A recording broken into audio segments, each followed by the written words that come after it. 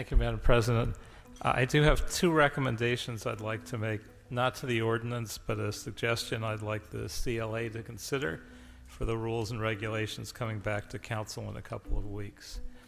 First, since malls and shopping centers have multiple entrances, and I represent one of the ones with the most entrances and complications, it makes logistics at these locations more complicated, and I'd like the CLA to report back on allowing shopping malls to post signage at all entrances, stating that a vaccination is required for entry and that failure to comply may be grounds to deny entry.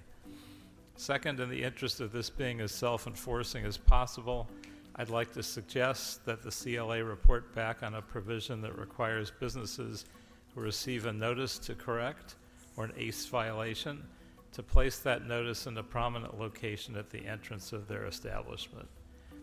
The Department of Public Health is already placing the names and addresses of businesses that receive COVID-related public health violations on its website, and I know that I would personally take pause when walking into a restaurant that had been warned or cited for violations, so I think this would have an impact.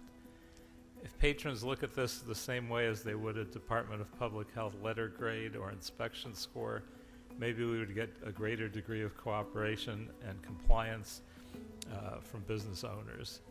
And Madam President, I'm happy to make this a motion if it's needed, but I think it's fairly friendly and would ask you to include this.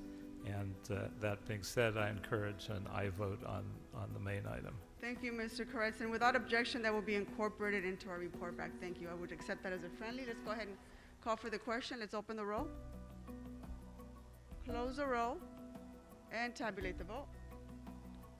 11 ayes, 2 noes. Thank you.